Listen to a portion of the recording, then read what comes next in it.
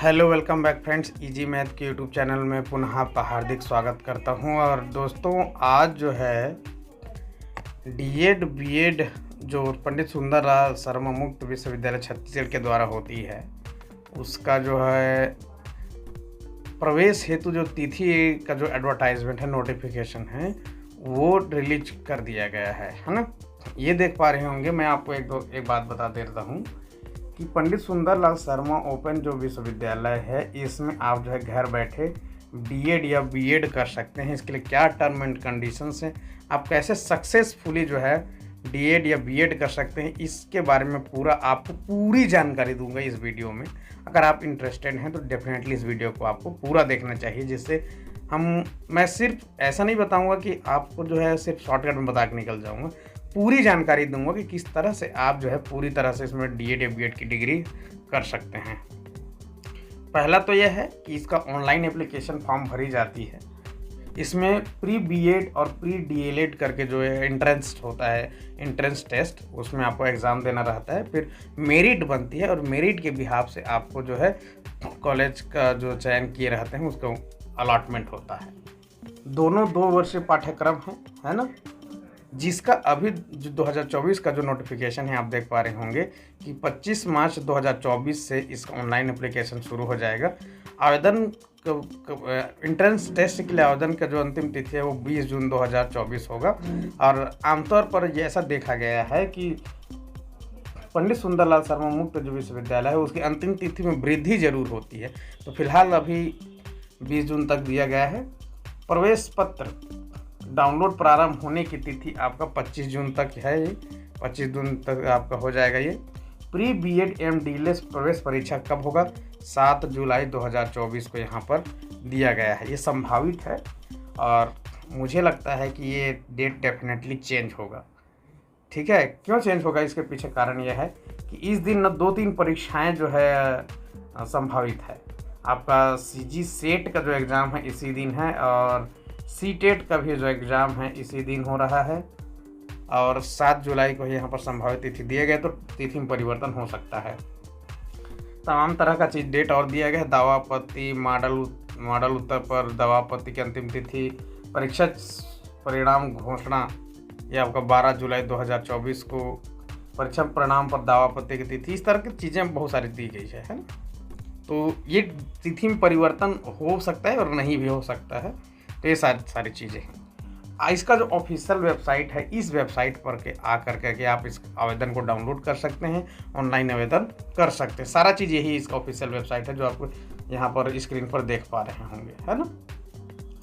एक बात और बता दे रहा हूँ कि आवेदन फॉर्म भरते समय जो है ये इसी समय ही काउंसलिंग फॉर्म भी भरवा दिया जाता है। जैसे यहाँ पर साफ साफ लिखा है, अभ्यर्थी ऑनलाइन आवेदन फॉर्म भरते समय समस्त जानकारी को ध्यानपूर्वक पढ़कर और स्पष्ट तौर पर चाहिए गई जानकारी भर, क्योंकि यह प्रवेश परीक्षा सह काउंसलिंग पंजीयन आवेदन फॉर्म, इसके उपरोक्त अभ्यर्थियों से यह काउंसलिंग फॉर्म नहीं भरवाया जाएगा। इसका मतलब यह है कि जब आप प्री डीएलएड या डीएलएड के फॉर्म भरेंगे तो इसी समय ही आपको जो है काउंसलिंग का फॉर्म भरवा दिया जाता है। मतलब अगर आप इसमें सेलेक्ट हो गए तो प्रियोरिटी भरवा दी जाती है कि प्रियोरिटी 1 में आप कौन सा कॉलेज में पढ़ना चाहेंगे, प्रियोरिटी 2 में कौन सा कॉलेज में, प्रियोरिटी 3 में कौन सा कॉलेज में आप चयन करना रहे। तो सिंपल है फॉर्म, कोई बहुत बड़ा चीज़ नहीं है इसमें। तो ये अभी सोच समझ कर आप कहाँ स्टडी करेंगे उसको आप आराम से देख करके उसको भरती रहिए।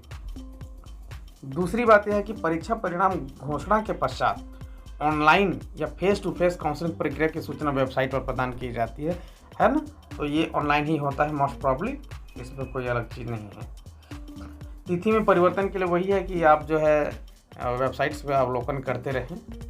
ओके, एक चीज़ और टर्म एंड कंडीशन में दिया है कि बीएड एवं डीएलएड प्रवेश परीक्षा में समान अंक प्राप्त करने वाले अभ्यर्थियों में से अधिक आयु वाले अभ्यर्थियों को वरीयता दी जाएगी। इसका मतलब यह है कि अगर कोई 2 कैंडिडेट मान लो सेम नंबर लेकर के आते, जैसे 100 नंबर का एंट्रेंस टेस्ट हुआ, इसमें 2 कैंडिडेट जो है 75 नंबर लेकर के आए सेम कैटेगरी में, तो जो सबसे अधिक एज का उम्र में जो ज़्यादा रहेगा उसी को प्रायोरिटी पहले दी जाएगी एडमिशन के लिए।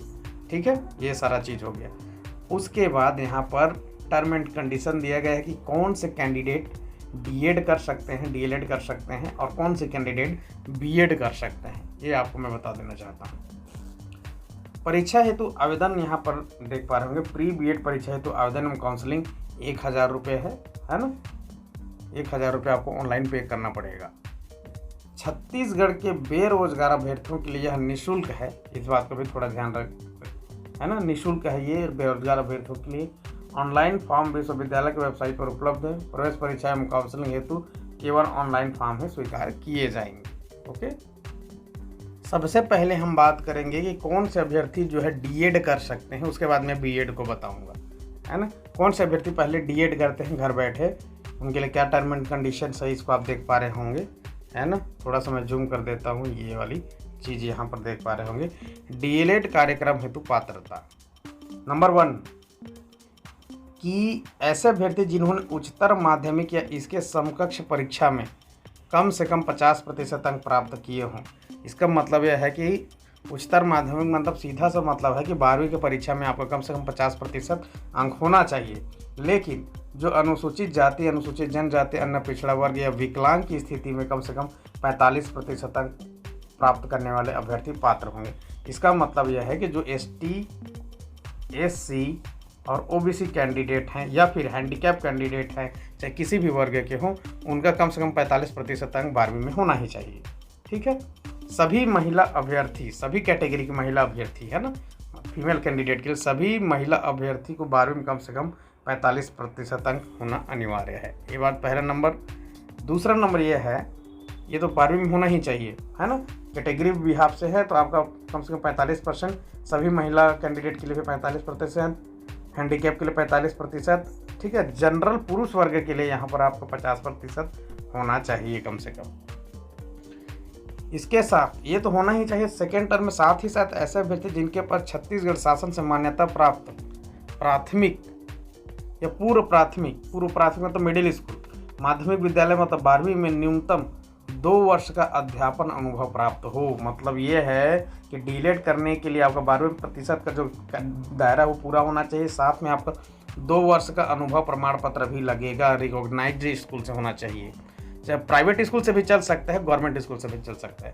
अभ्यर्थी के प्रवेश तिथि को अध्यापन अनुभव पूर्ण होना अनिवार्य होगा। मतलब अभ्यर्थी के प्रवेश तिथि को अध्यापन अनुभव पूर्ण होना अनिवार्य है। 2 वर्ष का जो सर्टिफिकेट बनेगा ये आपका कंपलसरी है, जो डेट बताया गया है प्रवेश की तिथि से पहले तक का। साथ ही अभ्यर्थी को सतत वर्तमान, यहाँ पर आप देख पा रहे हैं, साथ ही अभ्यर्थी को सतत वर्तमान में अध्यापन कार्यरत होना आवश्यक है। 2 वर्ष से कम का अनुभव होने पर प्रवेश से वंचित किया जाएगा तथा कोई शुल्क को वापस नहीं किया जाए। इस बात को ध्यान रखिए आप। 2 वर्ष से कम का अनुभव नहीं चलेगा। डीलेट करने की पहली पात्रता यही है कि आपके पास 2 वर्ष का सर्टिफिकेट होना चाहिए, आप वर्तमान में कहीं टीचिंग कर रहे हो ऐसा होना चाहिए। ठीक है, ये इसका टर्म एंड कंडीशन है। दूसरा नंबर यह भी कि इस कार्यक्रम के आवेदन के समय अभ्यर्थी छत्तीसगढ़ शासन से मान्यता प्राप्त प्राथमिक, पूर्व माध्यमिक विद्यालय में पूर्णकालिक शिक्षक पद के रूप में कार्यरत होना अनिवार्य है। वही बात है ना, वही जो अभी मैं बताया वही बात है इसमें। ठीक है, और किसी भी स्थिति में जो है शुल्क वापस नहीं होगा, इस बात को थोड़ा ध्यान रखिए। ठीक है, और यहाँ पर अनुसूचित जनजाति, जाति, अन्य पिछड़ा और विकलांग तथा अन्य ऐसे वर्ग के अंकों में छूट तथा सीट आरक्षण छत्तीसगढ़ राज्य सरकार कुछ, ये तो ठीक है, रिजर्वेशन पॉलिसी का फॉलो करेंगे ही करेंगे, है ना। यहाँ पर और दिया है। इसके बाद मैं आप लोग को बताता हूँ कि बीएड के लिए क्या पात्रता दी गई है। यहाँ पर कौन से अभ्यर्थी बीएड कर सकते हैं, घर बैठे बीएड कर सकते हैं, है ना। देखिए एनसीटी है ना, नेशनल टीचर्स ऑर्गेनाइजेशन है, जो पात्रता तय करता है डीएड बीएड को लेकर के, है ना, टीचर बनने को लेकर के, ये सारी चीज़ों को। बीएड ओडीएल में तो ओपन डिस्टेंस लर्निंग में प्रवेश पाने के लिए पात्र होंगे एनसीटी के अकॉर्डिंग। आपका स्नातक ग्रेजुएशन में या तो स्नातकोत्तर आपका पोस्ट ग्रेजुएशन में, है ना, एमएससी वगैरह में या फिर एमए वगैरह में या फिर बीए वगैरह में, बीएससी वगैरह में, जो भी आपका ग्रेजुएशन या मास्टर सब्जेक्ट का है उसमें कम से कम आपको 50% अंक पाने वाले अभ्यर्थी पात्र होंगे। पहला नंबर, ये तो हम जानते हैं कि भाई बीएड करना है तो हमको ग्रेजुएशन होना चाहिए, और ग्रेजुएशन में कम से कम आपका 50% अंक या पोस्ट ग्रेजुएशन में आपका 50% अंक होना ही चाहिए। सेकंड नंबर, विज्ञान, सामाजिक विज्ञान, मानविकी में कम से कम 50% अंक तथा इंजीनियरिंग जिसमें विज्ञान और गणित की विशेषता हो में 55% अंक होना ही चाहिए। देखिए यहाँ पर ब्रैकेट में लिख दिया गया, क्योंकि इंजीनियरिंग वाले कैंडिडेट भी बीएड कर सकते हैं। ये जो है पहले हाई कोर्ट में केस लगा हुआ था, फिर जीत गए, तो इसलिए इनको एलिजिबल किया गया है कि 50 इंजीनियरिंग वाले भी बीएड कर सकते हैं। तो ये चीज़ इसमें टर्म एंड कंडीशन लागू होती है उनके लिए, है ना। 55% अंक होना चाहिए।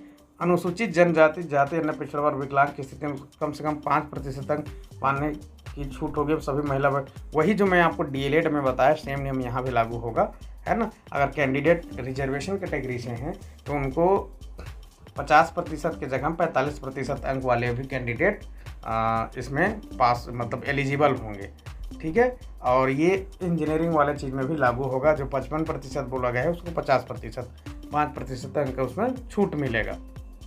महिला अभ्यर्थी को भी 5% अंक का छूट मिलेगा, चाहे किसी भी कैटेगरी के हो, ठीक है। जो मैंने पहले डीएलएड में बताया वही टर्म एंड कंडीशन यहाँ भी लागू होगा। पहला नंबर का कंडीशन ये है। दूसरा नंबर का कंडीशन ये है कि ये तो पहला नंबर का होना ही चाहिए। इसके साथ अभ्यर्थी सेवारत अध्यापक, इसके साथ देखिए, यदि इसके साथ ही अभ्यर्थी यदि सेवारत अध्यापक है तो उसे प्रारंभिक शिक्षा में कोई पाठ्यक्रम यथा जैसे कि डीएड या डीएलएड, बीटीआई, बीटीसी, डीपीआई से पूर्ण किया हुआ हो तथा छत्तीसगढ़ राज्य के विद्यालय में कार्यरत हो। ये नहीं है तो दूसरा नंबर, यदि अभ्यर्थी सेवारत अध्यापक नहीं है तो राष्ट्रीय अध्यापक शिक्षा परिषद एनसीईटी द्वारा मान्यता प्राप्त नियमित रीति फेस टू फेस अध्यापक शिक्षा का कोई पाठ्यक्रम पूर्ण किया हो। सेवारत अध्यापक कहने का मतलब है कि आप कहीं पे वर्किंग हैं, है ना, आप नौकरी कर रहे हैं, इससे इसका मतलब है। अब यहाँ पर ये नहीं पूछा है कि वो प्राइवेट स्कूल हो है कि गवर्नमेंट स्कूल है, ये नहीं पूछा है, ठीक है। यदि आप सेवारत अध्यापक हैं तो आपको प्रारंभिक शिक्षा में कोई पाठ्यक्रम किया होना चाहिए। इसका सीधा मतलब है कि आप सुंदरलाल शर्मा में अगर आप बीएड करना चाहते हैं, बीएड करना चाहते हैं तो आपका सबसे पहले तो डीएड होना चाहिए, ठीक है। डीएड 2 वर्षीय डिप्लोमा आपके पास होना चाहिए।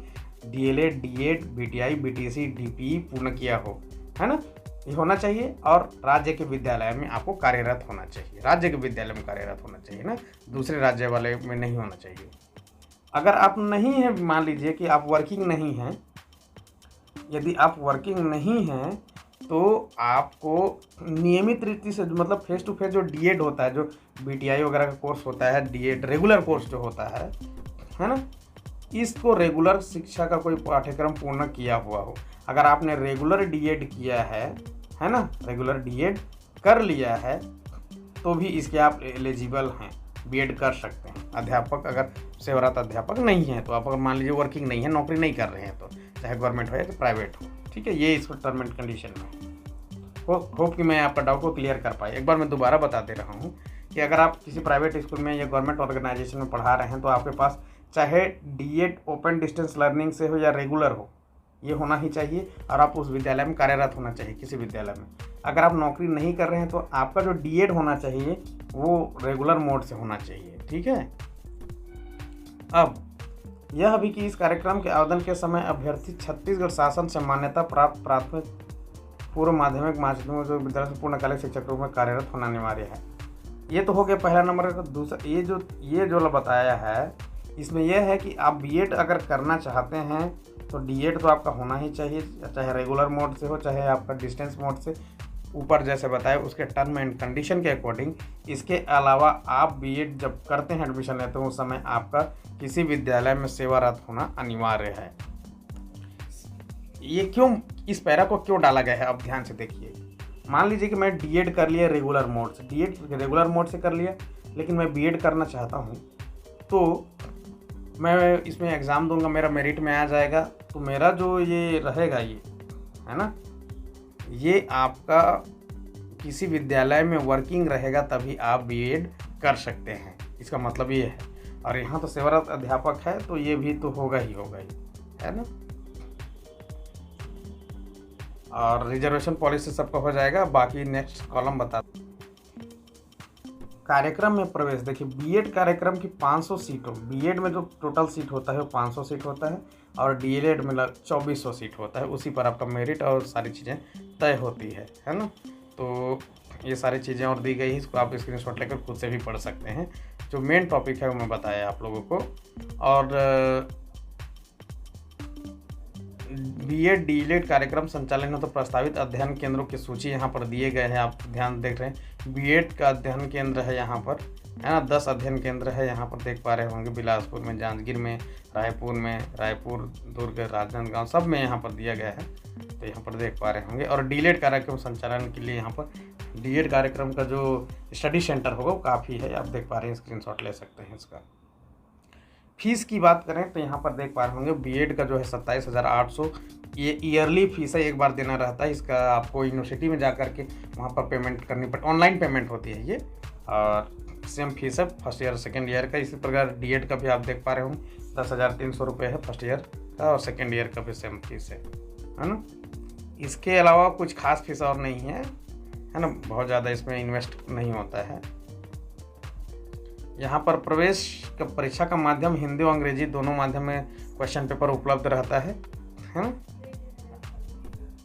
ये देख पा रहे होंगे।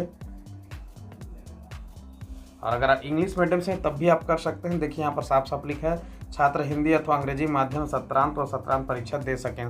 सब चीज़ इंग्लिश मीडियम में भी कर सकते हैं, हिंदी मीडियम में भी कर सकते हैं, कोई दिक्कत नहीं है इसमें। और इस कोर्स को करने की जो न्यूनतम अवधि है वो 2 वर्ष है तथा अधिकतम अवधि 4 वर्ष है। इसका मतलब ये है कि मान लीजिए मैं डीएड कर रहा हूँ, है ना, डीएड करते करते मैं किसी कारणवश नहीं कर पाया 1 या 1.5 साल, तो उसको मैं 4 साल के भीतर में उस कोर्स को समाप्त कर सकता हूँ, ख़त्म करना है मेरे को, है ना, अन्यथा जो पंजीयन है वो निरस्त हो जाएगा। दूसरी बात यह है कि इसमें 1 साल में आप दोनों साल की परीक्षा दे सकते हैं। मान लीजिए कि मैंने एडमिशन ले लिया, बीएड में एडमिशन ले लिया, बीएड में एडमिशन के बाद हो सकता है कि आपका जो फर्स्ट ईयर का एग्ज़ाम किसी कारणवश से आप जो है नहीं कर पाए, नहीं दे पाए, या कोई टेक्निकल प्रॉब्लम हो गया आपके घर में, कोई फैमिली केस हो गया जिस वजह से उपस्थित नहीं हो पाए, तो जो सेकेंड ईयर में रहेंगे उसी साल आपको फर्स्ट ईयर और सेकेंड ईयर दोनों का साल का एग्ज़ाम आप दे सकते हैं। ऐसा सुविधा है यहाँ पे, है ना। ये बीएड के जो है उसमें मैंने देखा है, ये तो ऐसा होता है ये, ठीक है। इस बात को थोड़ा ध्यान रखिएगा। और एंट्रेंस एग्ज़ाम जो है इस तरह के ज़िलों में जो आपको स्क्रीन पर दिख रहा है उन ज़िलों पर आयोजित की जाएगी एंट्रेंस टेस्ट। और बाकी चीज़ें तो वही है, जो डॉक्यूमेंट तो लगती है, सभी कोई जानते ही हैं क्या क्या डॉक्यूमेंट लगती है, और ये सारी चीज़ें हैं। यहाँ पर देख पा रहे होंगे आप, प्री बीएड एवं डीएलएड हेतु प्रश्न पत्र का प्रथम भाग मानसिक योग्यता एवं सामान्य ज्ञान प्रश्न पत्र, द्वितीय भाग विषयगत सक्षमता होता है। यहाँ पर देख पा रहे हैं सामान्य हिंदी, अंग्रेजी, लॉजिकल एनालिटिकल रीजनिंग, है ना, educational general awareness, teaching learning in the school, ये सारी चीज़ें पूछी जाती है। और यहाँ पर 6 सेक्शन में जो एप्लीकेबल है वही आप लोगों को पूछा जाता है। विज्ञान अथवा गणित, सामाजिक विज्ञान का यहाँ सेक्शन दिया गया है। सारी चीज़ों को थोड़ा ध्यान से स्टडी करना होता है, समय वही रहता है। ये सारी चीज़ें सिंपली है, आप खुद से भी इसको स्टडी कर सकते हैं, पढ़ सकते हैं। ओके, तो ये दिया गया है, इसको बड़ा ध्यान से देख करके पढ़ करके, यहाँ पर सिलेबस वगैरह भी दिया गया है, और इसी सिलेबस के अकॉर्डिंग आपको तैयारी करना है। और क्योंकि कंपटीशन इसमें रहता है, सब कोई जो है घर बैठे डीएड या बीएड करना चाहते हैं, तो कंपटीशन तो रहती है, इसलिए आपको अच्छे से तैयारी करनी है।